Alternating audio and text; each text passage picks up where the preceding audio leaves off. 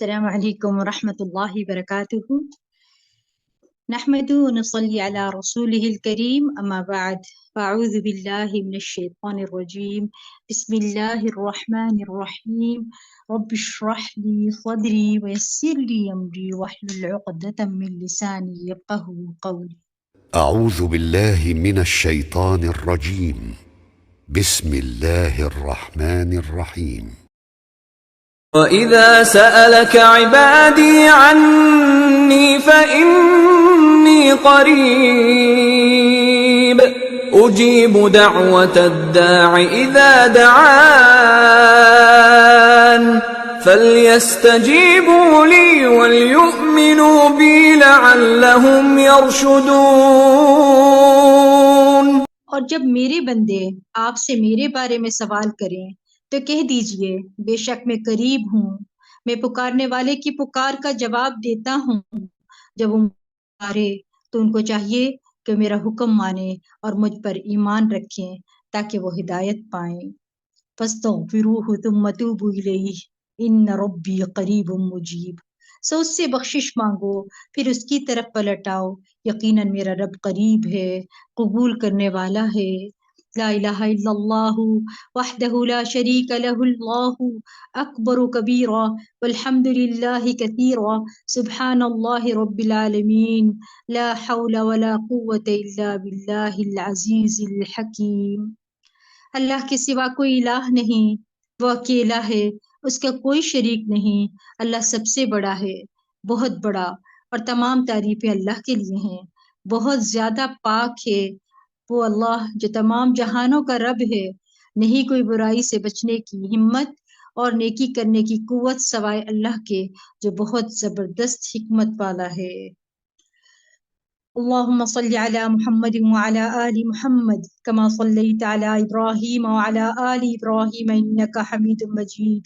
اللهم بارك على محمد وعلى آل محمد كما باركت على إبراهيم وعلى آل إبراهيم إنك حميد مجيد. آج ہم انشاءاللہ نماز کی دعاؤں پر بات کریں گے، یعنی نماز کی دعائیں اور نماز کے بعد کے اذکار پر بات کریں گے. نماز کی اصل حقیقت ذکر ہے، اللہ کی یاد ہے. اللہ قرآن میں فرماتے ہیں کہ اقیم الصلاۃ لذکری، نماز میرے ذکر کے لیے قائم کرو. یعنی بندہ اپنے روزمرہ کے کام میں پلٹ کر اللہ سے رجوع کرے، اللہ کو یاد رکھے، اس کے خالق ہونے کو، اس کا مالک ہونے کو، اس کی حکمت کو اور ان کیفیات کو پیدا کرنے کے لیے رکھی گئی ہے. ہم جانتے ہیں کہ کائنات کی ہر چیز اس کی تسبیح کر رہی ہے. پرندے بھی اللہ تعالیٰ کی تسبیح اور تحمید کرتے رہتے ہیں. وَنَحْنُ نُسَبِّحُ بِحَمْدِكَ وَنُقَدِّسُ لَكَ.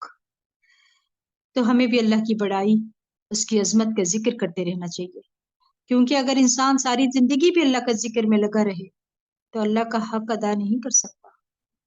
بے شک ساری زندگی بھی سجدے میں پڑا رہے تب بھی اس کا حق ادا نہیں کر سکتا. اللہ تعالیٰ نے اپنے بندوں کی کیفیت بیان کی ہے جو اللہ کے آگے جھکتے ہیں، اور اللہ تعالیٰ کی پکار پر لبیک کہتے ہیں.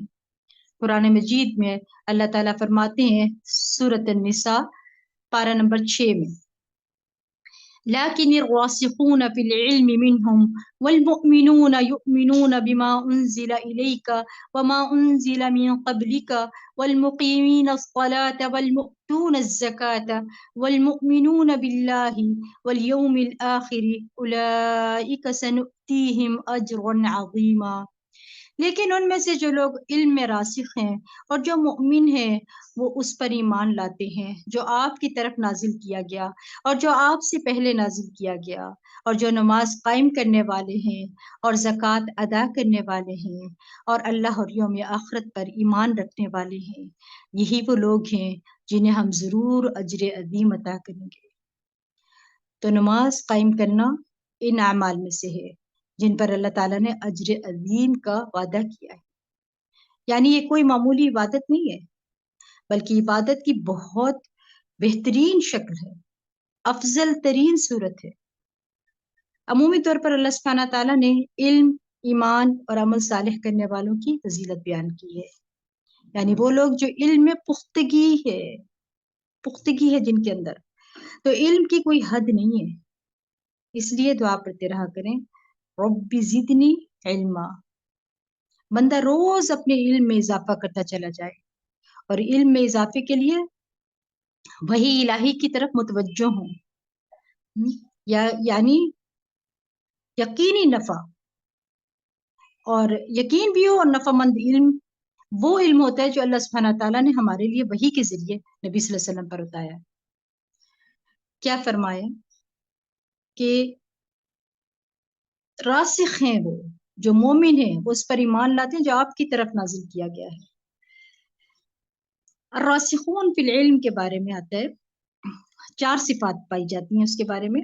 ایک قول ہے کہ راسخ فی العلم وہ شخص ہوتا ہے جس میں 4 چیزیں ہیں، اس کے اور اللہ کے درمیان تقوی پایا جاتا ہے۔ نمبر 2، اس کے اور مخلوقات کے درمیان عاجزی اور انکساری پائی جاتی ہے۔ نمبر 3، اس کے اور دنیا کے درمیان بے رغبتی پائی جاتی ہے۔ نمبر 4، اس کے اور اس کے نفس کے درمیان مجاہدہ پایا جاتا ہے۔ یاد رکھیے، ایک ہے علم، دوسرا ایمان، اور تیسرا عمل صالح۔ ان کا آپس میں گہرا تعلق ہے۔ جب تک انسان مضبوط علم حاصل نہیں کرتا تب تک وہ صحیح طور پر عمل نہیں کر سکتا، اور اگر عمل صحیح نہیں ہے تو اس کا مطلب ہے ایمان میں کمی ہے۔ نماز ہماری ہر چیز سے زیادہ قیمتی ہے، لہٰذا ہمیں ہر روز اس کی فکر کرنی چاہیے، اس سے غافل نہیں ہونا، اس کی دعاؤں کو بھی دہراتے رہنا ہے۔ نماز کو بھی ایمان کہا گیا ہے، وما کان اللہ لیضیع ایمانکم۔ نماز میں انسان کا قول اور نیت اور عمل سب کچھ ہوتا ہے۔ ایمان میں بھی 3 چیزیں ہوتی ہیں نا، قول، نیت اور عمل۔ اس لیے نماز کا علم حاصل کرنا بہت ضروری ہے۔ لوگ بہت کچھ سیکھتے ہیں، بہت سے علوم حاصل کرتے ہیں، لیکن نماز نہیں سیکھتے۔ کیوں ضروری ہے؟ تاکہ ہم جو بھی پڑھیں سمجھ کر پڑھیں، راسخون فی العلم بنے۔ راسخ ایسے مضبوط درخت کی طرح ہوتا ہے جس کی جڑیں زمین میں مضبوط ہوتی ہیں، اس کو کوئی آندھی، کوئی طوفان نہیں ہلا سکتا۔ یعنی نماز کے بارے میں ہمارے پاس بھی ایسا علم ہو جس میں کسی بھی قسم کے شکوک و شبہات اثر نہ کریں، کسی بھی قسم کے۔ اور پھر یہ کہ اللہ کے لیے عاجزی کرتے ہوئے انتہائی جھکے، کیونکہ جس کے اوپر علم کے پھل لگتے، یعنی اگر لگنے لگ جاتے ہیں درخت کے اوپر، اسی طرح علم کے پھل لگتے ہیں جب انسان کے اوپر، کسی شخص پر، وہ عاجز ہو جاتا ہے نا۔ جیسے درخت پر پھل لگتے ہیں تو وہ درخت بھی عاجز ہو جاتا ہے، اس کی ساری ٹہنیاں جو ہے وہ کیا ہے، جھک جاتی ہیں۔ اسی طرح علم جب آتا ہے تو انسان کو جھکنا ہے، عاجز ہوتا ہے، اور پھر نماز کے اندر بھی عاجزی ہوتی ہے۔ آپ دیکھیں اقامت الصلاۃ کی ذکر ہوا ہے نا، کیا فرمایا؟ سیدنا ابن عباس رضی اللہ عنہما سے روایت ہے کہ اقامت الصلاۃ کے معنی یہ ہے کہ رکوع و سجود کو پورا پورا ادا کیا جائے، تلاوت کی جائے، خشوع و خضوع اور پوری پوری توجہ کے ساتھ نماز ادا کی جائے، ٹھیک ہے۔ اور قتادہ کہتے ہیں کہ اقامت الصلاۃ کے معنی ہے کہ نماز کے اوقات وضو، رکوع اور سجود کی حفاظت کی جائے۔ نماز صلاۃ کا لغوی معنی کیا ہے؟ دعا کرنا۔ اور نماز قولی اور فعلی عبادت ہے جو تکبیر اللہ اکبر کے ساتھ شروع کی جاتی ہے، اور تسلیم یعنی السلام علیکم ورحمۃ اللہ کے ساتھ ختم ہو جاتی ہے۔ یاد رکھیں، جب تک آپ سلام نہیں پھیرتے نا، نماز ختم نہیں ہوتی۔ مثلا اگر آپ نے سلام نہیں کیا تو آپ کی نماز ادھوری ہوگی، ناقص ہوگی وہ نماز۔ تو کیا کرنا ہے؟ نماز کے بعد سلام پھیر کر ہی اٹھنا ہے۔ اور پھر ہم سب جانتے ہیں کہ جن انس کی مخلوقات جو ہے وہ اس کی تخلیق کا مقصد ہی اللہ سبحانہ تعالیٰ نے عبادت رکھی ہے، عبادت کرنا ہے۔ وہ فرمایا وما خلقت الجن والانس الا لیعبدون، جن اور انسانوں کو میں نے پیدا ہی اس لیے کہ وہ میری عبادت کریں۔ اور عبادت کی بہترین قسم کیا ہے؟ نماز ہے، افضل ترین عبادت ہے۔ سیدنا عبداللہ بن مسعود رضی اللہ عنہ سے روایت ہے، انہوں نے کہا میں نے نبی صلی اللہ علیہ وسلم سے سوال کیا کہ اللہ کو کون سا عمل زیادہ پسند ہے؟ آپ صلی اللہ علیہ وسلم نے فرمایا نماز کو اس کے وقت پر ادا کرنا، یہ عبادات میں افضل ترین عمل ہے۔ رمضان آ رہا ہے، اس میں آپ طے کر لیں، پہلے سے تیاری کر لیں، آج ہی سے کر لیں کہ میں نے کیا کرنا ہے، اپنی نماز انشاءاللہ وقت پر پڑھنی ہے تاکہ میں اس میں اپنا حق ادا کر سکوں روزوں میں۔ اور اسی طرح عبادات میں پہلا حکم بھی نماز کا ہے، ہر جگہ ہی یہ حکم آتا ہے، وَأَقِیمُوا الصَّلَاةَ وَآتُوا الزَّکَاةَ۔ آپ دیکھیں قرآن کے اندر بہت سی جگہوں پہ یہی حکم آ رہا ہے، اور پھر تمام انبیاء کی طرف نماز کی وحی کی گئی ہے۔ اور موسیٰ علیہ السلام کو اللہ تعالیٰ سے ملاقات کے وقت بھی نماز کا حکم دیا گیا تھا۔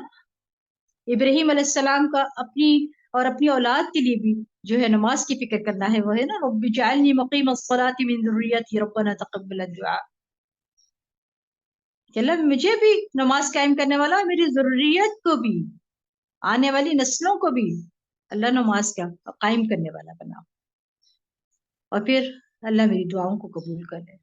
نماز کی وجہ سے اولاد بیاب ہو گیا، وادی میں چھوڑ آئے تھے ان کو، ایسی وادی تھی جہاں پہ کوئی بھی نہیں تھا، حضرت اسماعیل علیہ السلام کو وہاں چھوڑ کر آئے تھے نماز کی خاطر، یہ وہاں اللہ کے گھر کو آباد کریں گے۔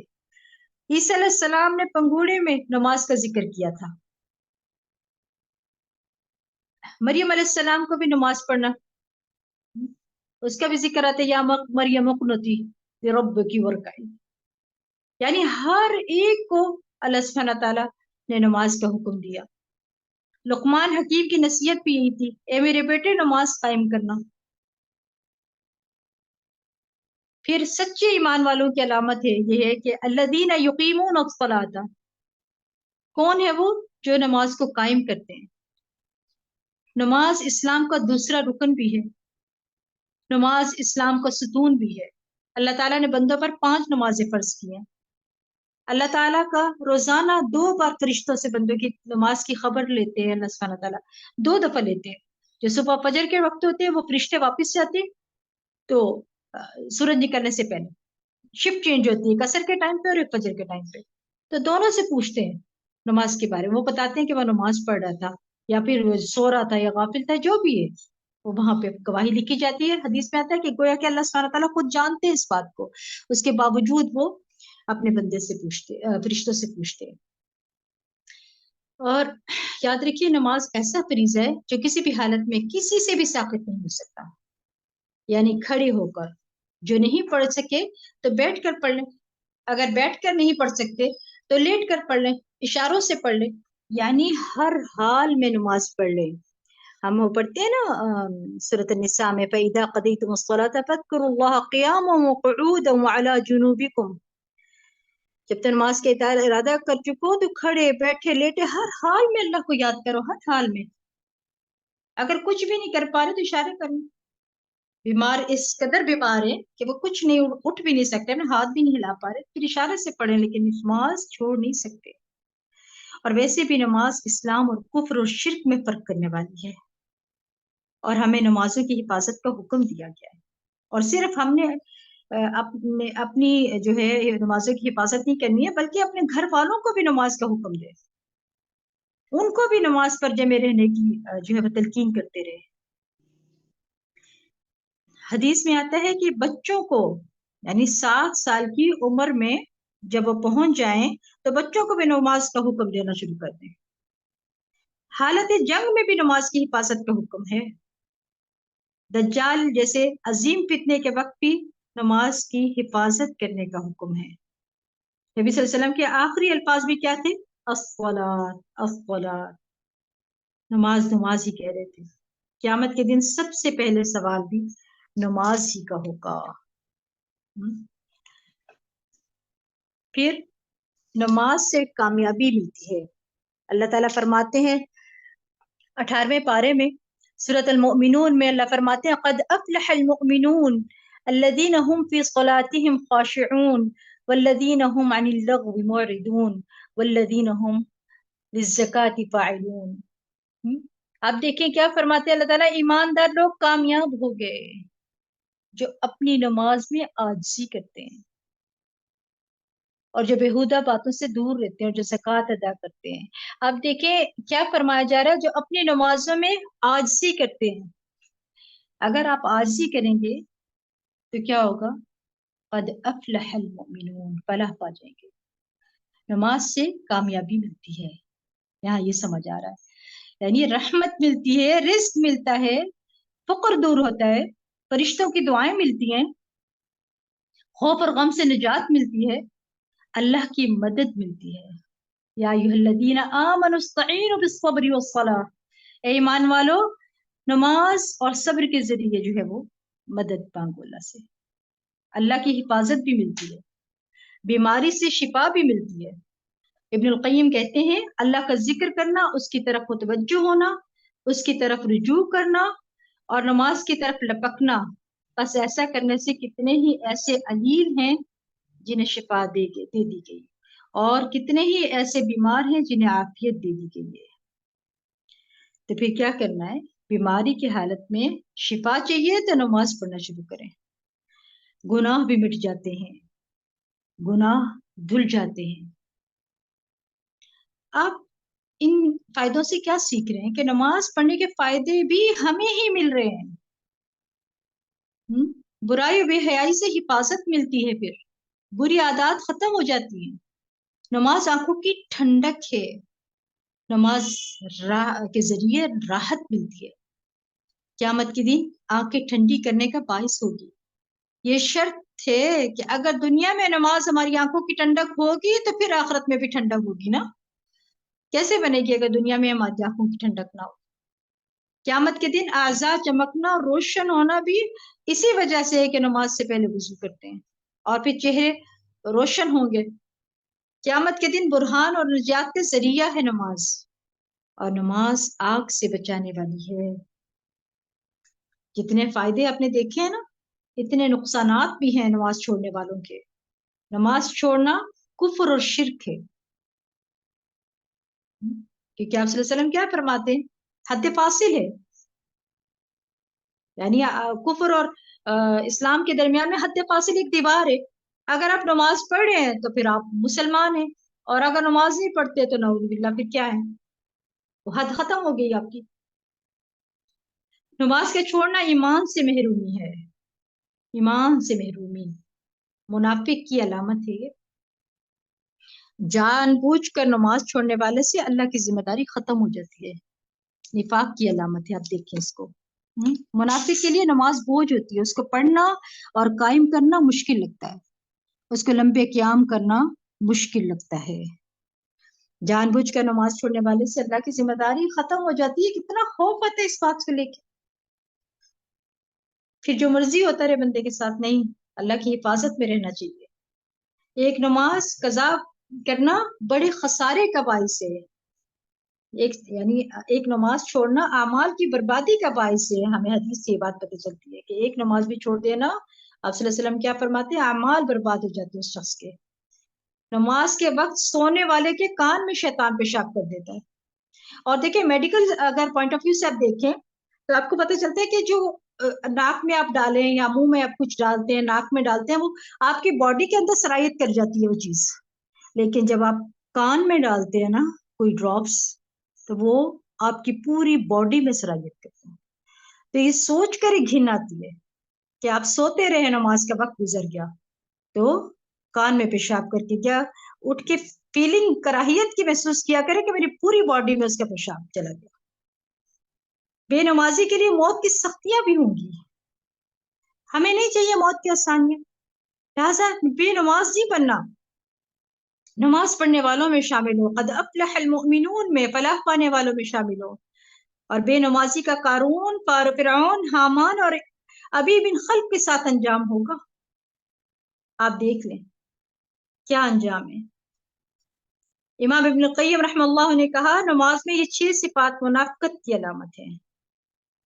ایک تو نماز کی طرف جاتے وقت سستی کا مظاہرہ کرنا، دوسرا نماز کو ادا کرتے ہوئے لوگوں کے لیے دکھلاوا کرنا، تیسرا اس کی ادائیگی میں تاخیر کرنا. اللہ ہم سب کو ہدایت دے. اور چوتھا جلدی جلدی ٹھونگے مارنا، نہ سجدے پورے نہ رکوع پورے، اس میں اللہ کا ذکر کم کرنا. اور نمبر 6 باجماعت نماز پڑھنے سے پیچھے رہنا. یہ سب کیا ہے؟ کتنے بڑے نقصانات ہیں، نفاق کی علامتیں ہیں یہ. نماز کے جو ذکر ہم کرتے ہیں نماز کے اندر، سب سے پہلے ہم بلکہ سٹارٹ کریں گے تو کیا کریں گے؟ تکبیر تحریمہ سے اللہ اکبر کہیں گے. اس کو تکبیر الاحرام بھی کہتے ہیں. اس کو کہنے اور اس کو بجا لانے سے انسان پر وہ چیز حرام ہو جاتی ہے جو اس سے پہلے اس پر حلال ہوتی ہے.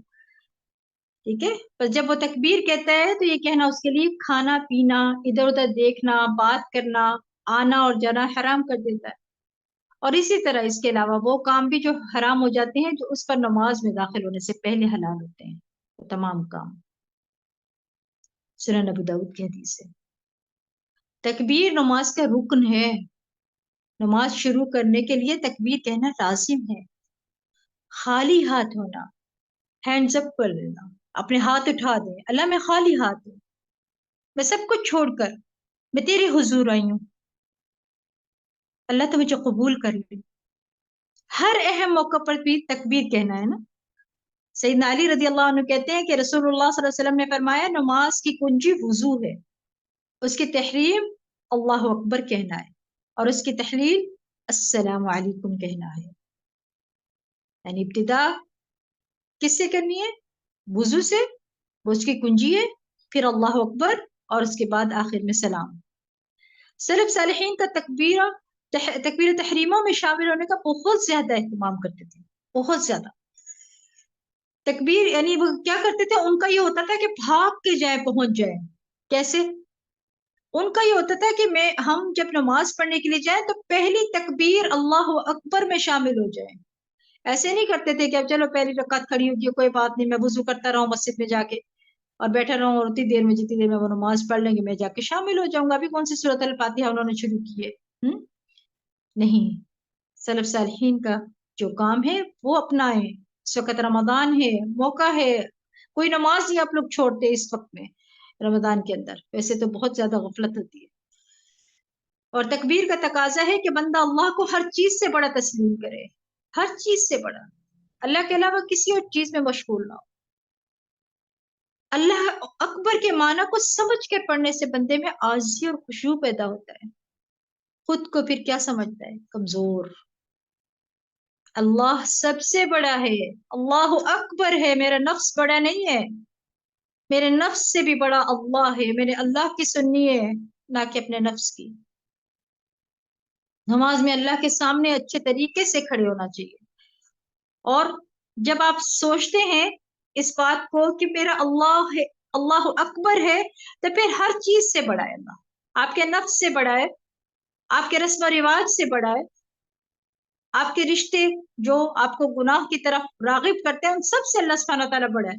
لہٰذا اللہ کو بڑا سمجھیں، تب جا کے عاجزی و خشوع پیدا ہوتا ہے. اور جب نماز میں اللہ کے سامنے کھڑے ہوں تو بہترین انداز کے ساتھ اور خود کو محسوس کرے کہ میں چھوٹا ہوں اور اللہ سب سے بڑا ہے. اور یاد رکھیے نماز میں اللہ کے سامنے اچھے طریقے سے کھڑا ہونے والا قیامت کے دن اللہ کے سامنے اچھا قیام پائے گا. اگر وہ آج ہی اللہ کے سامنے اچھا نہیں کھڑا ہوتا اور جھٹ وہ تکبیر تحریمہ میں ہاتھ آگے پیچھے کر کے ہوا میں اڑاتے ہوئے، کئی لوگوں کو ایسے نماز پڑھتے دیکھا پتہ ہی نہیں لگ چلتا ہاتھ کدھر جا رہے ہیں، جیسے وہ ہوا کے جھونکا آیا تھا اس تیزی کے ساتھ وہ کر رہے ہوتے. کیا کریں گے اس دن؟ کیسے قیام کریں گے اللہ کے حضور؟ قیام کیا ہے؟ تکبیر کہہ کر سینے پر ہاتھ باندھنا، ہتھیلی پر ہتھیلی رکھنا اور اپنی کلائی کو پکڑنا. یہ کیا ہے؟ آپ کھڑے سینے پہ ہاتھ باندھے جاتے، پیٹ پہ نہیں باندھے جاتے. نگاہیں سجدے کی جگہ پر رکھنا، ادھر ادھر نہیں دیکھتے رہنا، کسی اور جانب توجہ نہیں کر سکتے آپ. نماز میں قیام کی بھی حکمت ہے. ابن قیم رحمہ اللہ کہتے ہیں کہ نماز کا راز اور اس کا مغز بندے کا نماز میں اللہ کی طرف متوجہ ہونا اور دل کا مکمل طور پر اللہ کے سامنے حاضر ہونا ہے. اور بندے کا مقام ایسے معزز آدمی جیسا ہوتا ہے جو بادشاہ کے دروازے کی طرف جاتا ہے اور وہ اپنی غلطیوں اور لغزشوں کو معذرت کرنا چاہتا ہو، اس کی سخاوت اور رحمت کے بادلوں کی بارش مانگتا ہو اور اس سے وہ کھانا طلب کرتا ہے جو اس کے دل کو غذا مہیا کرتا ہے تاکہ وہ اس کی خدمت میں قیام کرنے پر طاقت حاصل کرے. تو جب وہ اس کے دروازے پر پہنچا تو اب سوائے بادشاہ کے ساتھ سرگوشی کرنے کے کچھ باقی نہیں رہا. یعنی نماز میں بندہ اپنے رب سے سرگوشی کرتا ہے اللہ اکبر کہہ کے، اللہ اکبر کبیرہ والحمد للہ کثیرہ وسبحان اللہ بکرۃ واصیلا. دعا استفتاح. اب ہم دعا استفتاح دیکھیں گے کہ اللہ اکبر تحریمہ کے بعد ہم نے پڑھنا کیا ہے. یہ دعا بھی جب بھی میں نے پڑھی ہے اللہ اکبر کبیرہ والحمد للہ کثیرہ وسبحان اللہ بکرۃ واصیلا بھی اس وقت پڑھ سکتے ہیں. اللہ سب سے بڑا ہے، بہت بڑا ہے، اور حمد اللہ ہی کی ہے بہت زیادہ، اور وہ سب عیوب سے پاک ہے. صبح و شام اس کی یہ ثنا ہے اللہ کی. بکرۃ واصیلا. ابن عمر رضی اللہ عنہ فرماتے ہیں کہ ہم رسول اللہ صلی اللہ علیہ وسلم کے ساتھ نماز پڑھ رہے تھے کہ لوگوں میں سے ایک آدمی نے کہا اللہ اکبر کبیرہ والحمد للہ کثیرہ وسبحان اللہ بکرۃ واصیلا. رسول اللہ صلی اللہ علیہ وسلم نے فرمایا اس طرح کے کلمات کہنے والا کون ہے؟ لوگوں میں سے ایک آدمی نے عرض کیا اے اللہ کے رسول میں ہوں. آپ صلی اللہ علیہ وسلم نے فرمایا کہ مجھے تعجب ہوا کہ اس کے لیے آسمان کے دروازے کھولے گئے. ابن عمر رضی اللہ عنہ فرماتے ہیں کہ میں نے ان کلمات کو پھر کبھی نہیں چھوڑا جب سے اس بارے میں نے رسول اللہ صلی اللہ علیہ وسلم کو یہ فرماتے ہوئے سنا ہے. اور استفتاح کی دعائیں اور بھی بہت ہیں، جس میں ہے ایک دعا اللہم باعد بینی و بین خطایایا کما باعدت بین المشرق والمغرب اللہم نقنی من الخطایا کما ینقى الثوب الابیض من الدنس اللہم اغسل خطایایا بالماء والثلج والبرد. یا اللہ مجھ سے میرے گناہ اتنے دور کر دے جتنا تو نے مشرق اور مغرب کے درمیان فاصلہ رکھا ہے. یعنی میں نے بنڈل اٹھائے میں گناہوں کے. آگ یعنی گناہ کے بنڈل کیا ہوتے ہیں؟ آگ ہوتی ہے نا، اس لیے مجھ سے دور کر دے، دور. اور چیزوں کی بجائے اور چیزوں کا ذکر نہیں کر رہے، کیا کہہ رہے؟ مشرق اور مغرب، کیونکہ یہ کبھی نہیں ملیں گے. ایسا دور کر دے اللہ ہمارے گناہوں کو ہم سے. اے اللہ مجھے گناہوں سے اس طرح پاک صاف کر دے جیسے سفید کپڑا میل کچیل سے پاک صاف کیا جاتا ہے. سفید کپڑے کے اوپر شک رہ جاتا ہے نا، کتنا بھی دھو لے تو لگتا ہے کہ ابھی صاف نہیں ہوا، یعنی اتنی صفائی ہو جائے. اے اللہ میرے گناہ پانی، برف اور اولوں سے دھو دے. 3 بار اب ذکر آ رہا ہے، پانی سے بھی، اولوں سے بھی، برف سے بھی. تو جب آپ سفید کپڑے کو اب بار بار 3 بار آپ رگڑ رگڑ کے دھوئیں گے تو کیا بنے گا؟ کیسا چمک جائے گا. اللہ مجھے ایسا صاف کر دے. پھر تیسری دعا سبحانک اللہم ربنا وبحمدک اللہم اغفر لی. پاک ہے تو اے اللہ ہمارے رب اور تیری ہی تعریف ہے، اے اللہ مجھے بخش دے. رکوع اور سجدے میں بھی یہ دعا پڑھی جاتی ہے اور اس وقت میں پڑھی جا سکتی ہے. اس کے علاوہ وسوسے آتے ہیں نا بہت زیادہ، تو اس میں کیا کرنا ہے؟ تعوذ جو پڑھیں تو یہ پڑھا کریں اعوذ باللہ السمیع العلیم من الشیطان الرجیم من ہمزہ ونفخہ ونفثہ.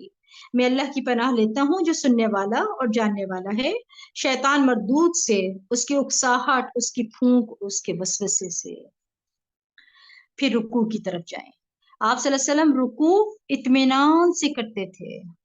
فرمایا وَأَقِيمُوا الصَّلَاةَ وَآتُوا الزَّكَاةَ وَارْكَعُوا مَعَ الرَّاكِعِينَ، سورۃ البقرہ پہلے پارے میں. اور نماز قائم کرو اور زکوٰۃ دو اور رکوع کرنے والوں کے ساتھ رکوع کرو.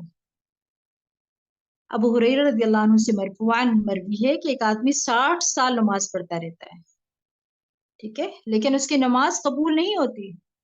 شاید اس کی وجہ یہ ہو کہ وہ رکوع تو پورا کرتا ہو لیکن سجدے مکمل نہ کرتا ہو، یا سجدے پورے کرتا ہو لیکن رکوع پورے نہ کرتا ہو. رکوع میں کیا کہا جا رہا ہے؟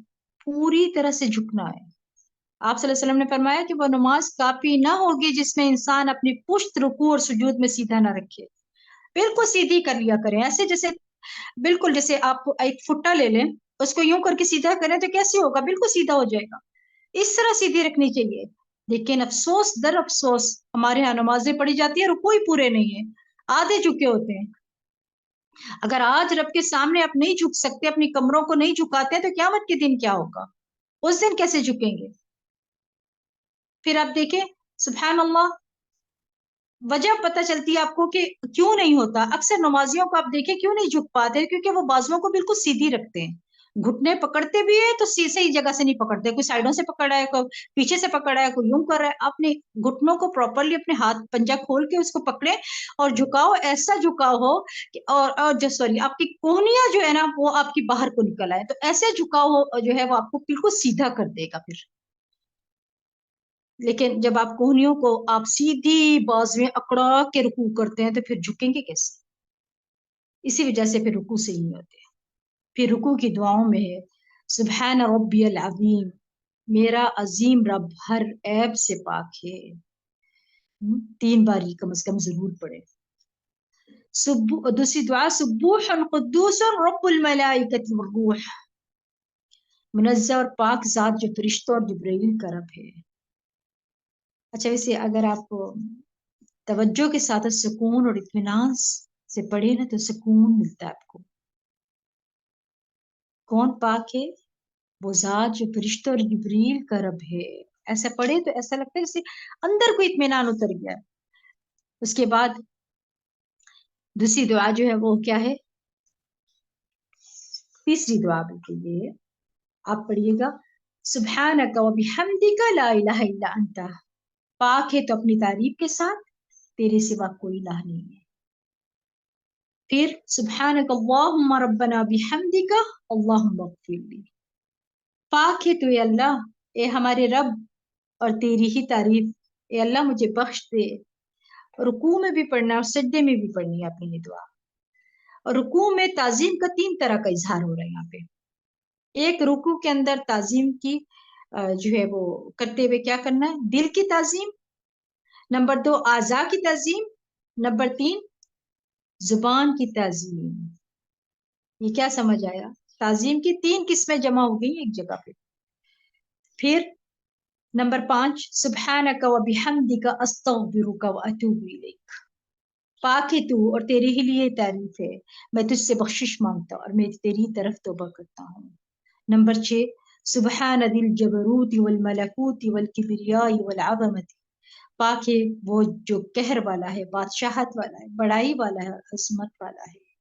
नंबर 7 अल्लाहुम्मा लका रकाअतु व बिका आमनतु व लका अस्लमतु खशअ लका समई व बसरी व मुख्खी व अज़मी व असबी, ये अल्लाह मैं तेरे लिए झुक गया और तुझ पर ईमान लाया, तेरे सामने सर तस्लीम खम किया, तेरे लिए मेरी समाअत, मेरी बसारत, मेरे हड्डियों के गूदे और मेरी हड्डियों और मेरे आसाब ने खशियत इख्तियार की।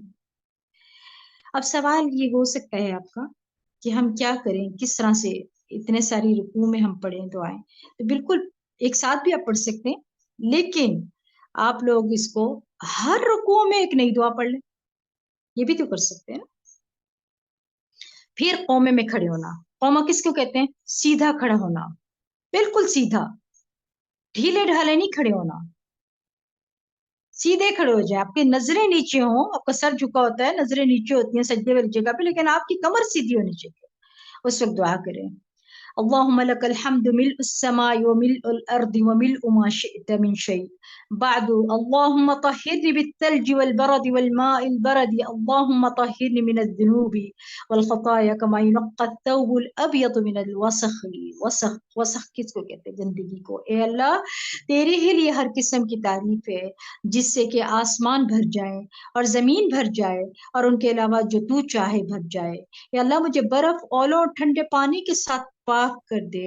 या अल्लाह मुझे गुनाहों और खताओं से ऐसे पाक कर दे जिस तरह सफेद कपड़ा मैल कुचैल से साफ किया जाता है। फिर सजदे की दुआ। सजदे की दुआओं में कुरान में आता है सूरत नजम के अंदर, कुरान में सजदे का करने का हुक्म दिया गया है। फरमाया फस्जुदू लिल्लाहि वअबुदू, तो अल्लाह को सजदा करो और उसकी बंदगी करो। सूरत अल-अलक में अल्लाह फरमाते हैं सजदा क्या है? अल्लाह ताला के करीब होने का जरिया है। फरमाया कल्ला ला तुतिअहु वस्जुद वक़तरिब, हरगिज नहीं उसका कहना मत मान और सजदा कर और बहुत करीब हो जा। आप देख लें, सजदों के भी हुक्म है अल्लाह ताला ने हमें दिए हैं। सुब्हान रब्बियल आला, ये पहली दुआ है, मेरा सबसे बुलंद बरतर रब हर ऐब से पाक है। کم سے کم 3 بار اور زیادہ سے زیادہ کوئی حد نہیں ہے۔ حدیث میں آتا ہے کہ آپ صلی اللہ علیہ وسلم سجدے میں یہ دعا پڑھ رہے تھے اور اتنی دیر پڑھی کہ صحابی بتاتے ہیں کہ آپ نے اتنا لمبا کیا، دعا پڑھتے رہے کہ گویا کہ انہوں نے قیام جتنا لمبا کیا تھا۔ سجدے کون سے کرنے ہیں؟ ٹھونگے نہیں مارنی، جا رہے ہیں دھڑ سجدے سے، جا رہے ہیں اور اٹھ رہے ہیں، جا رہے ہیں اٹھ رہے ہیں، یہ سجدے نہیں ہوتے۔ ابھی کمر سیدھی نہیں ہوئی، سیدھا بیٹھنا ضروری ہے، یہ بھی رکن ہے کہ سیدھا بیٹھنا ہے۔ پھر دوسری دعا ہے اللہم اغفر لی ما اسررت وما اعلنت، اے اللہ میرے گناہ بخش دے جو میں نے چھپ کر کیے اور جو میں نے اعلانیہ کیے ہیں۔ پھر سبوح قدوس رب الملائکۃ والروح، اور پھر سبحانک وبحمدک لا الہ الا انت، اور سبحان ذی الجبروت والملکوت والکبریاء والعظمت، اور پھر اللہم اغفر لی ذنبی کلہ دقہ وجلہ واولہ وآخرہ وعلانیتہ وسرہ، اے اللہ میرے لیے میرے سب گناہ بخش دے، تھوڑے ہوں یا زیادہ۔ کتنی خوبصورت دعا ہے، اے اللہ میرے لیے میرے سب گناہ بخش دے، تھوڑے ہوں یا زیادہ، پہلے ہوں یا پچھلے، ظاہری ہوں یا چھپے ہوں، ہر طرح کی گناہ معاف کر دے۔ پھر گناہوں کی بخشش کے لیے بہت سی دعائیں اور ہیں، جس میں ایک دعا یہ بھی ہے سجدے کے اندر، سبحانک اللہم ربنا بحمدک اللہم اغفر لی، جو کہ میں نے پہلے بھی آپ کو بتائی، رکوع میں بھی پڑھنی تھی۔ اور پھر اللہم اعوذ برضاک من سخطک وبمعافتک من عقوبتک واعوذ بک منک لا احصی ثناء علیک انت کما اثنیت علی نفسک، اے اللہ میں تیری ناراضگی سے، تیری رضامندی کی اور تیری سزا سے تیری معافی کی پناہ چاہتا ہوں، اور میں تجھ سے ڈر کر تیری ہی پناہ میں آتا ہوں۔ میں تیری تعریف کرنے کی طاقت نہیں رکھتا، تو ویسا ہی ہے جیسے کہ تو نے خود اپنی ثنا بیان کی ہے۔ اور جب بندہ عاجزی کے ساتھ سجدے میں دعائیں کرتا ہے نا، تو اللہ تعالیٰ کتنے خوش ہوتے ہوں گے۔ اور یہ بات کہتے ہوئے اللہ یہ بات سن کر کتنے خوش ہوتے ہیں، اللہ میرے اندر کوئی طاقت ہی نہیں ہے کہ میں تیری تعریف بیان کر سکوں، تو ویسا ہی جیسے کہ تو نے خود اپنی ثنا بیان کی ہے۔ اور پھر اللہم لک سجدت وبک آمنت ولک اسلمت سجد وجہی للذی خلقہ وصورہ وشق سمعہ وبصرہ تبارک اللہ احسن الخالقین، اے اللہ میں نے تیرے لیے سجدہ کیا، میں تجھ پر ایمان لایا۔ ذرا تصور میں لا خود سجدے میں، اور یہ پڑھیں اور یہ کہہ رہے ہیں، ترجمے بھی پڑھا کریں، سمجھا کریں کہ میں کیا پڑھ رہا ہوں۔ میں تیرا فرما بردار ہوا، میرے چہرے نے اس ذات کو سجدہ کیا جس نے اس کو پیدا کیا، اسے شکل دی، اس میں کان اور آنکھیں بنائی، بڑی برکتوں والا ہے اللہ جو بہترین پیدا کرنے والا ہے۔ اگر یہ دعا پڑھتے رہیں تو کبھی کسی کو اپنی شکل و صورت پہ کوئی اعتراض ہو کہ میں خوبصورت ہوں یا نہیں ہوں؟ پھر سجدے میں یہ دعا بھی، اللہم اجعل فی قلبی نورا وفی سمعی نورا وفی بصری نورا وعن یمینی نورا وعن شمالی نورا وامامی نورا وخلفی نورا وفوقی نورا وتحتی نورا واجعل لی نورا، اے اللہ میرے دل میں نور پیدا فرما دے، اور میری سماعت میں نور پیدا کر دے، اور میری بصارت میں نور بھر دے، اور میرے دائیں طرف نور اور بائیں طرف نور، اور میرے آگے نور اور میرے پیچھے نور کر دے، اور میرے اوپر نور کر دے، اور میرے نیچے بھی نور پیدا فرما دے، اور میرے لیے نور پیدا کر دے میرے اللہ۔ اور پھر 2 سجدوں کے درمیان بیٹھنا ہے اپنے، ایک دم سے سجدے سے اٹھ کے فوراً سجدے میں نہیں جانا، بیٹھنے کا حکم ہے۔ رب اغفر لی، رب اغفر لی، اے میرے رب مجھے بخش دے، اے میرے رب مجھے بخش دے۔ پھر اس کے بعد تشہد کی دعا، التحیات للہ والصلوات والطیبات والسلام علیک ایہا النبی ورحمۃ اللہ وبرکاتہ، السلام علینا وعلی عباد اللہ الصالحین، اشہد ان لا الہ الا اللہ واشہد ان محمدا عبدہ ورسولہ۔ بقا و بادشاہت اللہ کے لیے ہے، بقا و بادشاہت کس کے لیے؟ اللہ کے لیے ہے، اور تمام عبادات اور تمام پاکیزہ کلمات بھی، اے نبی آپ پر سلام ہو، اور اللہ کی رحمت ہو اور اس کی برکتیں ہوں، ہم پر اور اللہ کے نیک بندوں پر سلام ہو۔ میں گواہی دیتا ہوں کہ اللہ کے سوا کوئی الہ نہیں، اور میں گواہی دیتا ہوں کہ محمد اس کے بندے اور اس کے رسول ہیں صلی اللہ علیہ وسلم۔ یہاں التحیات، حیات سے ہے یہ لفظ جو نکلا ہے، یعنی زندگی، زندہ کرنا اور باقی رکھنا، اور کس کی صفات ہے؟ اللہ کی۔ قولی عبادت ہے التحیات، والصلوات یہ نماز کی جمع ہے، صلاح کی جمع ہے، والصلوات یعنی 5 نمازیں، پہلی عبادت کا ذکر ہو رہا ہے۔ والطیبات اللہ کا ذکر یعنی مالی عبادات، ٹھیک ہے، یہ سب کچھ اس کے اندر آ جاتا ہے۔ پھر آپ جب اس طرح پڑھیں گے، یہ سوچ کر پڑھیں گے، تو آپ کی خشوع تشہد میں بھی آپ کو آئے گا۔ اس کے بعد درود شریف، اور درود شریف کے بارے میں ہم کافی ڈیٹیل آگے پہلے پڑھ چکے ہیں، آج سے درود کی ذکر کریں گے۔ اللہم صلی علی محمد وعلی آل محمد کما صلیت علی ابراہیم وعلی آل ابراہیم انک حمید مجید، اللہم بارک علی محمد وعلی آل محمد کما بارکت علی ابراہیم وعلی آل ابراہیم انک حمید مجید۔ اور اس کے بعد آپ دیکھیں کہ دعائے ماثورہ بھی ہیں، وہ بھی آپ لوگ یاد کریں، کیا کریں۔ اور بہت سے لوگ ہیں جو کہ صرف رب اجعلنی پڑھتے ہیں، وہ ٹھیک ہے، رب اجعلنی بھی آپ پڑھیں، اور بہت خوبصورت دعا ہے جو کہ میں نے آپ کو پہلے بھی اپنے لیکچرز میں بتایا۔ لیکن اس کے علاوہ بھی دعائیں ہیں، وہ بھی پڑھیں نا۔ اللہم انی اعوذ بک من عذاب القبر، اللہم انی اعوذ بک من عذاب النار، اللہم انی اعوذ بک من الفتن ما ظہر منها وما بطن، اللہم انی اعوذ بک من فتنة الاعور الكذاب۔ اے اللہ میں عذاب قبر سے تیری پناہ میں آتا ہوں، اے اللہ میں آگ کے عذاب سے تیری پناہ میں آتا ہوں، اے اللہ میں ظاہری اور باطنی فتنوں سے تیری پناہ میں آتا ہوں، اور اے اللہ میں اس کان دجال کے فتنے سے تیری پناہ میں آتا ہوں جو بہت بڑا جھوٹا ہوگا۔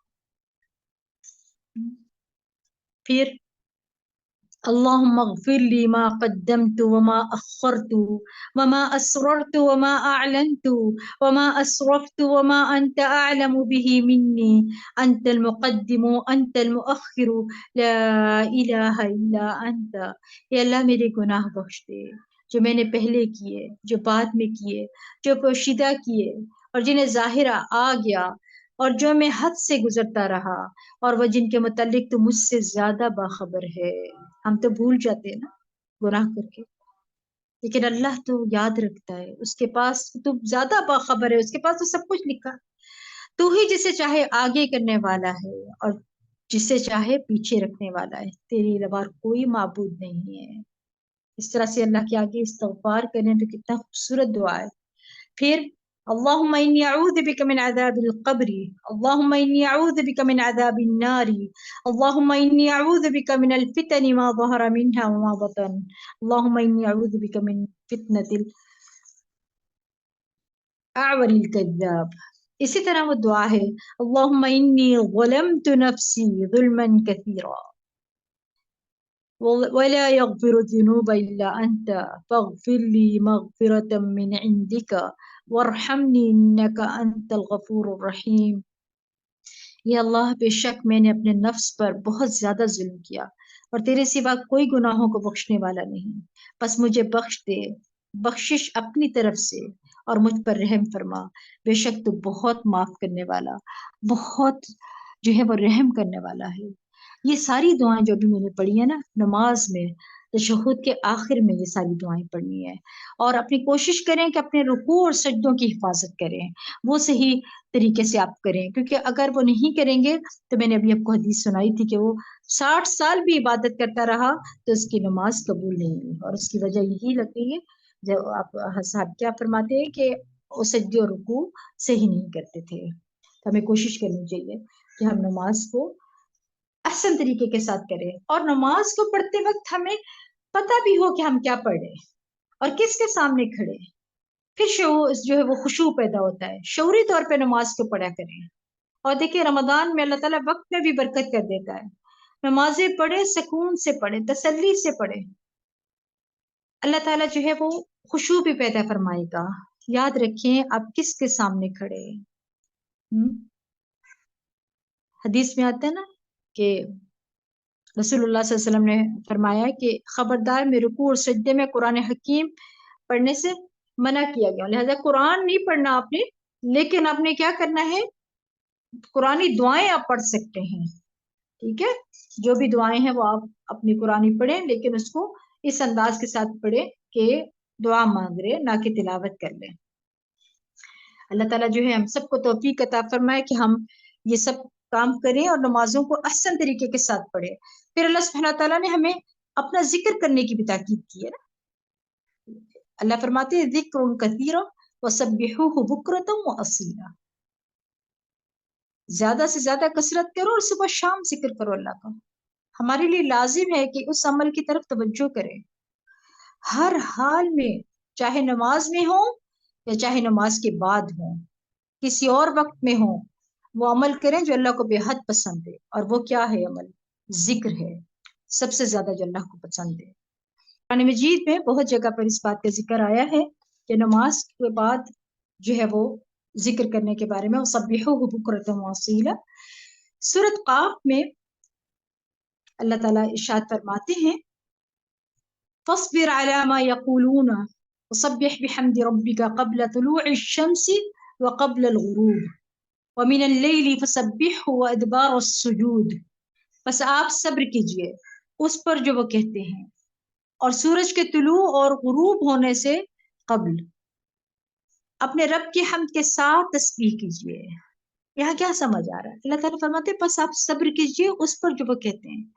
یہاں نا خطاب ہو رہا ہے رسول اللہ صلی اللہ علیہ وسلم کو، یعنی آپ کے مخالفین زیادتی کریں، پریشان کریں، تو آپ کیا کریں؟ صبر کریں اور اپنا کام کرتے جائیں۔ پھر فرمایا اور سورج طلوع اور غروب ہونے سے قبل اپنے رب کی حمد کے ساتھ تسبیح کیجیے۔ سبحان اللہ، ہمارا دین کتنی خوبصورت تعلیم دیتا ہے۔ اور پھر فرمایا اور رات کے اوقات میں اور سجدوں کے بعد بھی اس کی تسبیح کیجیے، نماز کے بعد بھی اللہ تعالیٰ کی تسبیح بیان کیجیے۔ اور یہاں تسبیح سے مراد اللہ کی پاکی بیان کرنا ہے، یا پھر اس سے مراد نماز ہے، یعنی جب لوگ آپ کو اپنی باتوں سے تکلیف دیں تو نماز کے ذریعے اللہ سے مدد مانگے، واستعین بالصبر والصلاۃ۔ اور پھر رات کے اوقات، یہ جو رات کے اوقات ہے نا، اس کے اندر بھی ذکر کا آ رہا ہے، یعنی قبل طلوع الشمس سے مراد کیا ہے؟ فجر کی نماز ہے، سورج طلوع ہونے سے پہلے، اور قبل الغروب سے مراد ظہر اور عصر کی نمازیں ہیں۔ وَمِنَ اللَّيْلِ فَسَبِّحْهُ، اس میں مغرب اور عشاء کی نمازیں ہیں۔ نماز اس کا ذکر ہے، یاد رکھیے گا۔ اور یہ بھی شام کے اذکار میں بھی ہے نا، کہ ہم شام کے صبح بھی ذکر کریں اور شام کو بھی کریں، اور 5 وقت کی نمازوں میں بھی ذکر کریں۔ یہ سارا کچھ کیا ہے؟ ذکر ہے اللہ کا۔ اور وَأَدْبَارَ السُّجُودِ، مجاہد کہتے ہیں کہ اس سے مراد فرض نماز کی تسبیح ہے۔ یہ نوٹ کر لیجئے کہ فرض نماز کے بعد کی تسبیح ساری نماز کے بعد نہیں ہے، ٹھیک ہے؟ اکثر لوگ کیا کرتے ہیں؟ نماز مکمل کر کے ذکر کرتے ہیں، فرض بھی پڑھ لیے، سنتے بھی پڑھ لی، بعد میں بیٹھ کے ذکر کرتے نہیں۔ اس کا طریقہ کیا ہے کہ نماز آپ جب پڑھیں تو کس طرح کرنا ہے کہ فرض پڑھنے کے بعد ساری تسبیحات پڑھنی ہے۔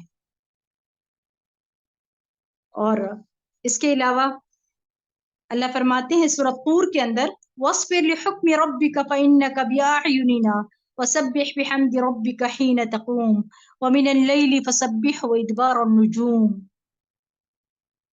اور آپ اپنے رب کے حکم کے آنے تک صبر کیجئے، بس بے شک آپ ہماری نگاہوں کے سامنے ہیں۔ کیا مطلب اس بات کا؟ یعنی ہم آپ کی حفاظت میں ہیں، اور جس وقت آپ کھڑے ہوتے ہیں اپنے رب کے حمد کی تسبیح کیجئے، اور رات کو بھی اور ستاروں کے پلٹنے کے بعد بھی اس کی تسبیح کیجئے۔ یہاں پر بھی نبی صلی اللہ علیہ وسلم کو صبر کا حکم دیا گیا ہے کہ میرا حکم آنے تک کیا کریں؟ صبر کیجئے، اور آپ اپنے رب کے حکم آنے تک صبر کیجئے۔ پھر وَسَبِّحْ بِحَمْدِ رَبِّكَ حِینَ تَقُومُ، اس سے کیا مراد ہے؟ دیکھیں، نمبر 1 آپ اس سے یہ سمجھ لیجئے کہ جب مجلس سے اٹھیں تو کیا کر رہے تھے؟ مجلس میں اللہ کا ذکر کر رہے تھے، تسبیح بیان کر رہے تھے۔ پھر نمبر 2 جب نیند سے اٹھیں، اور پھر نمبر 3 جب ظہر کے لیے اٹھیں، جب قیلولہ کرتے ہیں۔ نمبر 4 نماز میں تسبیح۔ اسی طرح نماز میں تسبیح کے مزید 2 معنی کیے گئے ہیں کہ رکوع سجدے کی تسبیح اور دعا استفتاح، یہ سب کچھ اس کے اندر آ جاتا ہے۔ وَمِنَ اللَّيْلِ فَسَبِّحْهُ، رات کی نماز، رات میں تسبیح، نماز میں اور اس کے علاوہ تسبیح، یہ سب کچھ فسبحوا میں آتا ہے۔ وَإِدْبَارُ النُّجُومِ، اس سے مراد فجر سے پہلے کی 2 سنتیں۔ حضرت عائشہ فرماتی ہیں مفہوم حدیث کا کہ آپ صلی اللہ علیہ وسلم نے کبھی بھی اپنی زندگی میں یہ 2 رکعتیں نہیں چھوڑی ہیں، ہمیشہ پڑھتے رہے۔ فجر کی 2 رکعت جو ہیں، فرض کے بعد 2 سنتے، پھر نماز کے بعد تسبیح پڑھنا۔ اس سے یہ پتہ چلتا ہے کہ نماز کے بعد بھی ذکر لازم کرنا ہے، جس سے بہت سے لوگ غافل ہیں۔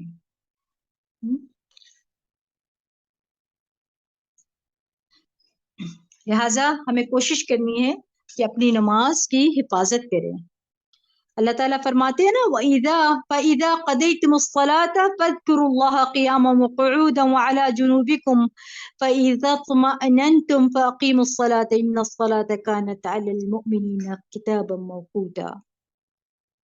اور جب تم نماز ادا کر چکو تو کھڑے بیٹھے اور لیٹے ہر حال میں اللہ کو یاد کرو، اور جب اطمینان حاصل ہو جائے تو پھر پوری نماز ادا کرو۔ بلا شبہ مومنوں پر نماز اس کے مقررہ اوقات کے ساتھ فرض کی گئی، مقررہ وقت پر پڑھی۔ اللہ تعالیٰ کا عبادت کے بعد ذکر کرنے کا حکم آ رہا ہے یہاں پہ، خاص طور پر نمازوں کے بعد کے اذکار سے غافل نہ ہوا جائے۔ نبی صلی اللہ علیہ وسلم کا فجر کی نماز کے بعد طلوع آفتاب تک نماز کی جگہ بیٹھے رہنا سنت سے ثابت ہے، اور فجر اندھیرے میں شروع کرتے تھے آپ صلی اللہ علیہ وسلم، اور فجر کے بعد بیٹھے رہتے تھے اور ذکر کرتے رہتے تھے۔ سیدنا جابر سمرہ رضی اللہ عنہ فرماتے ہیں کہ نبی صلی اللہ علیہ وسلم جب فجر کی نماز پڑھتے تھے تو اپنی جگہ پر بیٹھے رہتے یہاں تک کہ سورج خوب اچھی طرح طلوع ہو جاتا۔ مجھے بتائیں، یہ کہہ سکتے ہیں کہ میں نبی صلی اللہ علیہ وسلم سے زیادہ مصروف ہوں اس لیے ذکر نہیں کر سکتے؟ نہیں، بلکہ یہ نفس کا دھوکہ ہوتا ہے۔ وہ کہتا ہے کہ دیکھو پہلے تم نے اٹھ کر تہجد کی نماز پڑھی ہے، پھر نماز فجر، اور اب تم پھر بیٹھ کر ذکر کرو گے اور انتظار کرو گے۔ اٹھو کچھ اور کام کرو، یا پھر اٹھو اپنی نیند پوری کرو۔ خود کو تسلیاں دے کر اپنی جگہ سے اٹھ جاتے ہیں اور ذکر سے کوتاہی کر جاتے ہیں، حالانکہ ہمیں بھی چاہیے کہ اپنی جگہ بیٹھ کر ذکر کرنا ہے۔ کیا کریں اس میں؟ قرآن پڑھیں یا پھر صبح کے اذکار، کیونکہ ان کا بھی ٹائم ہے، سورج نکلنے سے پہلے پڑھے ذکر اذکار کرنے۔ نبی صلی اللہ علیہ وسلم نے فرمایا، اللہ تعالیٰ فرماتا ہے کہ میں اپنے بندے کے اس وقت ساتھ ہوتا ہوں جب وہ مجھے یاد کرتا ہے، میری یاد میں اپنے ہونٹ ہلاتا ہے۔ ہمیں کوشش کرنی چاہیے کہ ہم اللہ تعالیٰ کے محسوس کریں کہ ہمارے ساتھ ہیں۔ پھر نماز جو ہے وہ کیا ہے؟ نور ہے، دل کو روشن کر دیتی ہے۔ فرشتے بھی دعائیں کرتے ہیں نا، یعنی فرشتے بھی دعائیں کرتے ہیں۔ نبی صلی اللہ علیہ وسلم نے فرمایا کہ جب تک تم اپنے جائے نماز پر بیٹھے رہو اور ریاح خارج نہ کرو، ریاح کیا ہوتا ہے؟ اسمیل ہوتی ہے، تو ہوا خارج ہونا مطلب، تو فرشتے تم پر برابر درود بھیجتے رہتے ہیں، دعائیں کرتے رہتے ہیں۔ اور وہ دعا کیا ہے؟ اللہم اغفر لہ، اللہ اس کی مغفرت فرما دے، اللہم ارحمہ، اے اللہ اس پر رحم فرما دے۔ تو کیا کرنا ہے؟ اب فرمایا اس وقت تک ہوتا رہتا ہے جب تک وضو توڑ کر، یعنی وضو نہ ٹوٹ جائے، ہوا نہ خارج ہو جائے، تو یعنی وضو توڑ کر فرشتوں کو تکلیف نہ دے۔ فرشتوں کی تکلیف کیا ہوتی ہے؟ کیسے تکلیف پہنچتی ہے؟ وضو ٹوٹنے سے، گیس خارج ہونے سے، یعنی جب گیس پاس ہوتی ہے تو اس کی اسمیل سے فرشتوں کو تکلیف ہوتی ہے۔ اور یاد رکھیے گا، فرشتے پیاز، لہسن اور جسم سے نکلنے والی اسمیل پسند نہیں کرتے۔ پسینہ بہت آ رہا ہے اور آپ کپڑے تبدیل نہیں کرتے، انہی کپڑوں میں اٹھ کر نماز شروع کر دیتے ہیں، تو یہ فرشتوں کو دور کرنے والا عمل ہے۔ اور پھر اولاد اسماعیل سے غلام آزاد کرنے سے افضل ہے عمل ہے یہ ذکر کرنا، خالص طور پر جب ہم پڑھتے ہیں لا الہ الا اللہ وحدہ لا شریک لہ لہ الملک ولہ الحمد وہو علی کل شیء قدیر، یہ تسبیح پڑھتے ہیں تو پھر یہ کیا ہے؟ اولاد اسماعیل سے غلام آزاد کرنے سے افضل عمل۔ پھر مکمل حج و عمرہ کا اجر جو ہے وہ ثواب ملتا ہے۔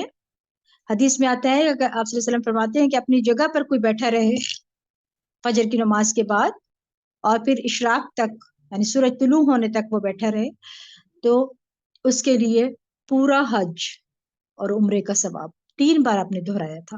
آپ دیکھیں کتنا بڑا فائدہ ہے اپنی جگہ پر بیٹھ کر ذکر کر کے اور پھر یہ اجر پانے کا. ذکر کی حالت میں اللہ کا مسلسل ساتھ ہوتا ہے انسان کے.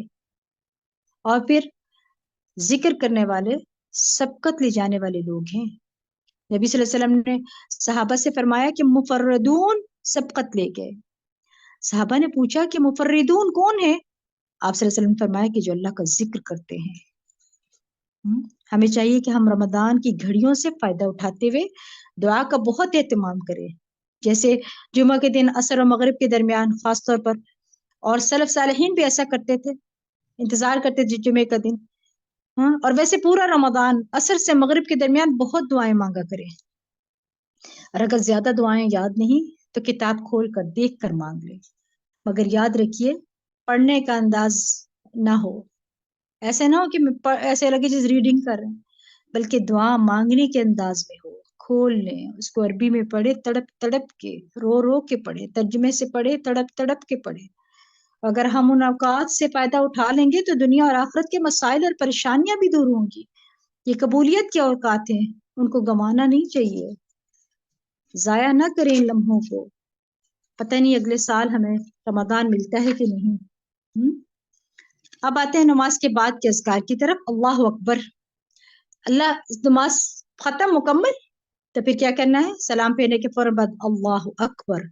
اللہ سب سے بڑا ہے. ایک بار پڑھنا ہے آپ نے، ٹھیک ہے؟ اور سلام پھیرنے کے بعد بلند آواز سے کہنا ہے.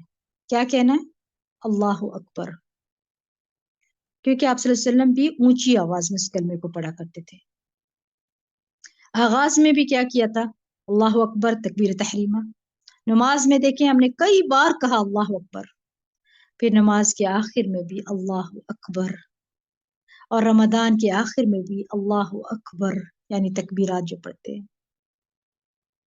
اللہ بڑا ہے، ہر چیز سے بڑا ہے. پھر اس کے بعد استغفر اللہ، میں اللہ سے بخشش طلب کرتا ہوں. 3 بار پڑھنا ہے. غین سے پڑھا کریں، خا سے نہیں. اکثر لوگ استغفر اللہ کہتے ہیں، تخ نہیں ہوتا، یہ تغ ہوتا ہے، غین. اور آخر میں استغفر اللہ اس لیے بھی کہ اگر نماز میں کوئی غلطی ہو گئی ہے تو توبہ کر لیں. اور خاص طور پر جن کی تجوید اچھی نہیں ہے، وہ پتہ نہیں کیا کیا پڑھتے رہتے ہیں. کوشش کریں کہ کوئی ویسا بندہ ڈھونڈ لیں جو آپ کو تجوید اچھی پڑھا دے، آپ کو دعائیں تجوید کے ساتھ سکھا دے، قرآن تجوید کے ساتھ. پتہ ہی نہیں ہے کہ غلط شلط بول رہے. آپ کو پتہ ہے کتنا میننگز بدلتے ہیں حرکات کے بدلنے سے، مخارج کے بدلنے سے، اور آپ کہہ کچھ رہے ہیں اور ہو کچھ رہا ہے. کتنا بڑا گناہ ہے. ساری دنیا کی تعلیم حاصل کر لیتے ہیں، ہم قرآن کی طرف نہیں آتے. استغفار کرتے ہیں تو استغفر اللہ پڑھ دیتے ہیں غین کی بجائے. کیا کہنا؟ استغفر اللہ. پھر اس کے بعد اللہم انت السلام و منک السلام تبارکت یا ذا الجلال والاکرام. اے اللہ تو سلامتی والا ہے اور تیری ہی طرف سے سلامتی ہے. اے بزرگی اور عزت کے مالک، تیری ذات بڑی بابرکت ہے. یہ ایک بار پڑھنا آپ نے. یہ کتنا خوبصورت ذکر ہے. اللہ سے سلامتی آتی ہے نا، لہٰذا ہم سب تجھی سے سلامتی مانگتے ہیں. ساری سلامتی اللہ کی طرف سے آنی ہے. اس کے بعد حدیث میں آتے ہیں آپ صلی اللہ علیہ وسلم نماز کے بعد 3 بار یہ دعا پڑھا کرتے تھے. لا الہ الا اللہ وحدہ لا شریک لہ لہ الملک ولہ الحمد وہو علی کل شیء قدیر. اللہ کے سوا کوئی معبود نہیں ہے، وہ اکیلا ہے، اس کا کوئی شریک نہیں. تمام بادشاہت اسی کے لیے ہے. دنیا کے بادشاہ کمزور ہیں، لیکن اللہ سب سے بڑا بادشاہ. ہر چیز پر، ہر چیز یعنی ہر طرح کی تعریف اس کے لیے ہے، اور وہ ہر چیز پر قدرت رکھنے والا ہے. کتنی بڑی بات ہے، سبحان اللہ. اور فجر اور عصر کے وقت جو ہے، عصر کی نماز کے بعد اور فجر کی نماز کے بعد اس کو 10 بار پڑھنا، یہ گویا کہ بہت بڑا اجر پاتے ہیں اس کے پڑھنے کے. اور سیدنا اسماعیل علیہ السلام کے یعنی اس امت اس وقت کے لوگوں کے غلام آزاد کرنے کے برابر ہے یہ. پھر آپ دیکھیں لا الہ الا اللہ وحدہ لا شریک لہ لہ الملک ولہ الحمد وہو علی کل شیء قدیر. اللہم لا مانع لما اعطیت ولا معطی لما منعت ولا ينفع ذا الجد منك الجد، اللہ کے سوا کوئی معبود نہیں، وہ اکیلا ہے، اس کا کوئی شریک نہیں، تمام بادشاہت اسی کے لیے ہے اور تمام تعریف اسی کے لیے ہے، اور وہ ہر چیز پر قدرت رکھنے والا ہے۔ اے اللہ، نہیں کوئی روک سکتا جو آپ عطا کرنا چاہیں، اور نہیں کوئی دے سکتا جو آپ نہ دینا چاہیں، اور کسی دولت مند کو اس کی دولت آپ کے مقابلے میں کوئی فائدہ نہیں دے سکتی۔ یہ ایک بار پڑھنا ہے۔ کیا سمجھ آ رہا ہے یہاں پہ؟ ابتدا میں توحید ہے، پھر اس کا شکر ہے، لا شریک لہ، پھر وَلَهُ الْحَمْدُ، اور اس کی قدرت کا ذکر ہے، وَهُوَ عَلَى كُلِّ شَيْءٍ قدیر۔ پھر کیا فرمایا جا رہا ہے کہ اللہ جو چیز تو مجھے دینا چاہے وہ کوئی روک نہیں سکتا، اور جو تو نہیں دینا چاہتا وہ کوئی دے نہیں سکتا۔ یہ عقیدہ، یہ جو عقیدہ ہے نا کہ اللہ روکے تو کوئی دے نہیں سکتا، یہ انسان کو بہت اطمینان دیتا ہے۔ اگر کوئی چیز روکی ہوئی اللہ نے تو اس میں بھی خیر ہے۔ یہ سب آپ اپنے اندر پکا کر لیں کہ جب اللہ تعالیٰ کچھ نہیں دے رہا تو اس میں بھی خیر ہے۔ اللہ سے اچھا گمان رکھا کریں، اس سے بدظن نہ ہوا کریں، اسی سے خیر آنی ہے۔ یہ نہ کہا کریں کہ میری دعائیں قبول نہیں ہو رہی، مجھے وہ ملا کیوں نہیں ہے، وہ آپ کے حق میں نہیں اچھا ہوگا۔ اور پھر حدیث میں آتا ہے کہ آپ صلی اللہ علیہ وسلم نماز کے بعد ایک بار یہ ذکر کرتے تھے، لا الہ الا اللہ وحدہ لا شریک لہ، لہ الملک ولہ الحمد وہو علی کل شیء قدیر، لا حول ولا قوة الا باللہ، لا الہ الا اللہ ولا نعبد الا ایاہ، لہ النعمة ولہ الفضل ولہ الثناء الحسن، لا الہ الا اللہ مخلصین لہ الدین ولو کرہ الکافرون۔ اللہ کے سوا کوئی معبود نہیں، وہ اکیلا ہے، اس کا کوئی شریک نہیں، تمام بادشاہت اسی کے لیے ہے اور تمام تعریف اسی کے لیے ہے، اور وہ ہر چیز پر قدرت رکھنے والا ہے۔ گناہ سے بچنے اور نیکی کرنے کی توفیق اللہ کی طرف سے ہے، اللہ کے سوا کوئی معبود نہیں ہے، اور ہم کسی کی عبادت نہیں کرتے سوائے اس کے۔ تمام نعمتیں اور تمام فضل اسی کی طرف سے ہے، اور تمام بہترین تعریف اسی کے لیے ہے۔ اللہ کے سوا کوئی معبود نہیں ہے، ہم اسی کے لیے دین کو خالص کرنے والے ہیں، اگرچہ کافروں کو ناپسند ہو۔ پھر نماز کے بعد اذکار میں یہ ذکر آتا ہے نا کہ 33 بار سبحان اللہ، 33 بار الحمدللہ، اور 34 بار اللہ اکبر۔ اور یہ اس صورت میں ہے کہ اگر چوتھا کلمہ نہیں پڑھ سکتے تو پھر 34 بار پڑھ لیں، ٹھیک ہے، 100 کی گنتی پوری کر لیں۔ لیکن اگر آپ پڑھ سکتے ہیں تو پھر 33 بار۔ پاک ہے اللہ 33 بار، سب تعریفیں اللہ کے لیے ہیں 33 بار، اللہ سب سے بڑا ہے، یہ بھی 33 بار۔ پھر ایک بار چوتھا کلمہ پڑھ لیجیے۔ اور کتنا بڑا میں کہتی ہوں اجر ہے سبحان اللہ اس کے پڑھنے کا۔ کچھ صحابہ صلی اللہ علیہ وسلم کے پاس آئے تھے، حدیث کا مفہوم ہے کہ انہوں نے آ کر کہا کہ اللہ کے نبی صلی اللہ علیہ وسلم، لوگ امیر لوگ جو غنی لوگ ہیں وہ تو صدقات دیتے ہیں، سب کچھ دیتے ہیں، لیکن ہمارے پاس تو کچھ نہیں دینے کے لیے، اس طرح سے ہم خرچ نہیں کر سکتے جیسے وہ خرچ کرتے ہیں، تو کیا ہم پیچھے رہ جائیں گے ان سے؟ تو اللہ کے نبی صلی اللہ علیہ وسلم نے یہ فرمایا کہ یہ دعا یہ پڑھا کرے کلمات ہر نماز کے بعد، تو پھر اس کا بھی اجر آپ لوگوں کو اتنا ہی ملے گا باذن اللہ۔ پھر لا الہ الا اللہ وحدہ لا شریک لہ، لہ الملک ولہ الحمد وہو علی کل شیء قدیر، جو آپ نے پڑھنی ہے نماز کے بعد۔ اور 10 بار اللہ اکبر کہنا، 10 بار سبحان اللہ کہنا۔ اگر یہ نہیں پڑھ سکتے نا آپ تو پھر یوں کر لیجئے، 10 بار اللہ اکبر، 10 بار سبحان اللہ، اور 10 بار لا الہ الا اللہ پڑھ لیں۔ حدیث میں آتا ہے کہ ان کو پڑھنے والا محروم نہیں ہے، سب انسانوں سے زیادہ اجر پانے والا عمل ہے۔ تو کیا کرنا ہے؟ ان اذکار کی محافظت پر جنت ملنے والی ہے، تو لہٰذا ان کی حفاظت کرنی ہے۔ اور پھر ہاتھ سے تسبیح کرنا، ہاتھ سے تسبیح کرنا مسنون ہے، زیادہ یعنی پسند ہے، پسندیدہ عمل ہے۔ سیدنا عبداللہ بن عمرو رضی اللہ عنہ سے روایت ہے کہ میں نے رسول اللہ صلی اللہ علیہ وسلم کو دیکھا، آپ داہنے ہاتھ کی انگلیوں پر تسبیح کو شمار کرتے تھے، داہنے ہاتھ پہ، رائٹ ہینڈ سے۔ تو کیا کرتے ہیں آپ دیکھیں، آپ ایک دفعہ اس کو کاؤنٹ کر کے انگلیوں کو انگوٹھے تک چلے جائیں، آپ چھوٹی انگلی سے، چھنگلی انگلی سے اپنے انگوٹھے تک پہنچے، اور پھر وہاں سے واپس آ جائیں، تو آپ کی دیکھیں گنتی آپ کو اندازہ ہو جاتا ہے کہ کس طرح سے میں نے اس کو مکمل کرنا ہے۔ اور پھر عورتوں کو بھی خصوصی حکم ہے کہ انگلیوں پر پڑے.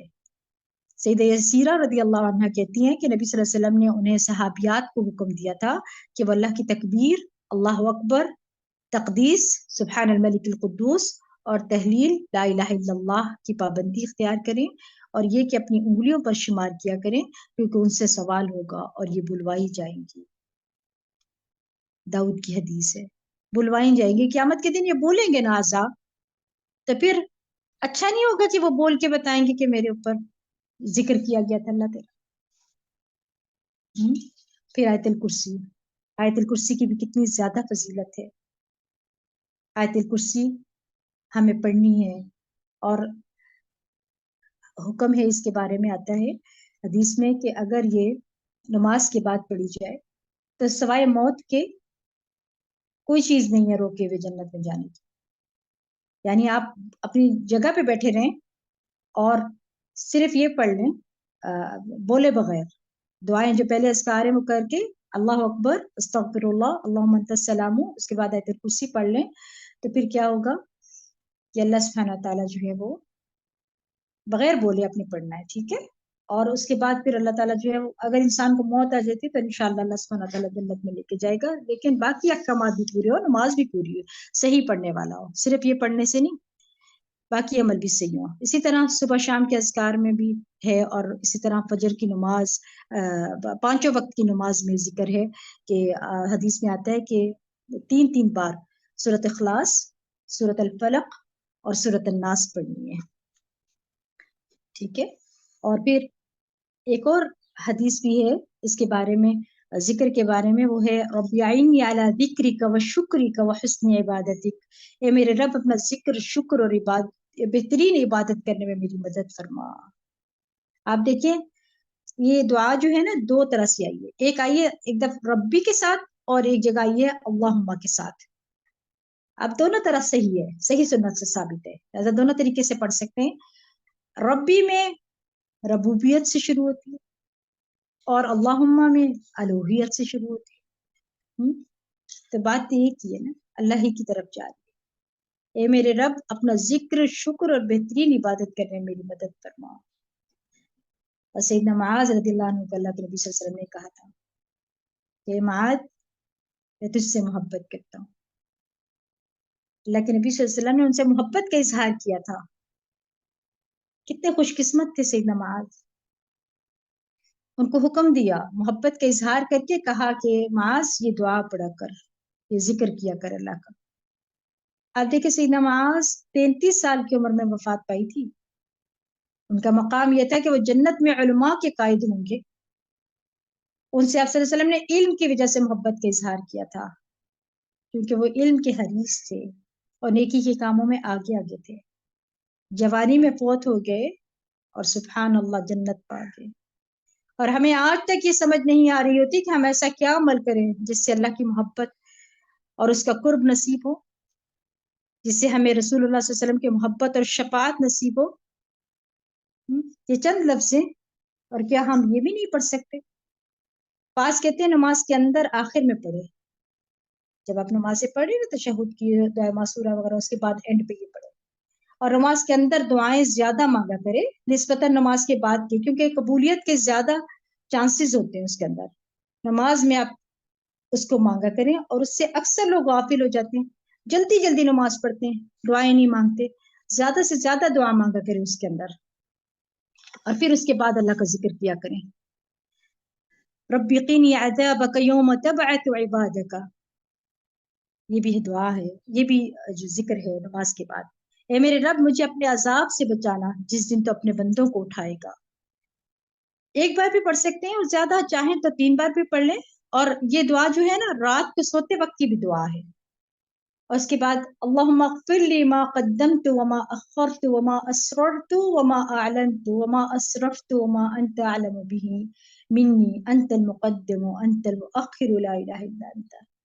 سنت سے یہ ثابت ہے کہ یہ دعا، یہ ذکر آپ صلی اللہ علیہ وسلم نماز کے بعد پڑھا کرتے تھے. یہ والا پھر یہ جو مجلس کے اختتام پر بھی ہم پڑھتے ہیں نا سبحانک اللہم بحمدک استغفرک واتوب الیک، پاک ہے تو اے اللہ اور تیری ہی حمد ہے، میں تجھ سے بخشش مانگتا ہوں، تیری ہی طرف میں رجوع کرتا ہوں۔ یہ مجلس کے اختتام پر بھی ہے اور اذکار کے اختتام پر بھی پڑھنی چاہیے۔ پھر رب اغفر لی وتب علی انک انت التواب الغفور، اے اللہ تو مجھے بخش دے اور میری توبہ قبول کر، بے شک تو بہت توبہ قبول کرنے والا ہے۔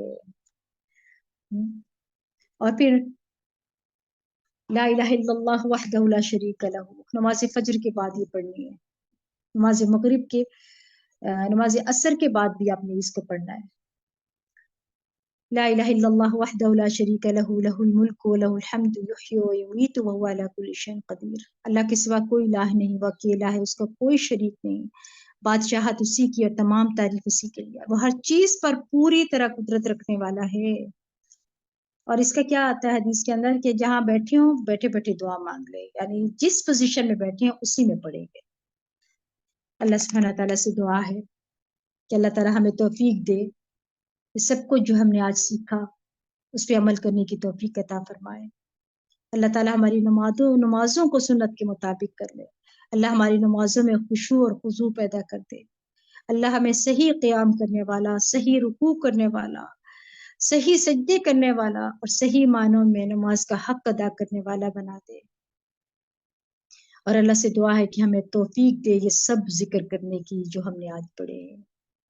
آج کے لیے اتنا ہی، وآخر دعوانا ان الحمد للہ رب العالمین، سبحانک اللہم بحمدک اشہد ان لا الہ الا انت استغفرک واتوب الیک۔ السلام علیکم ورحمۃ اللہ وبرکاتہ۔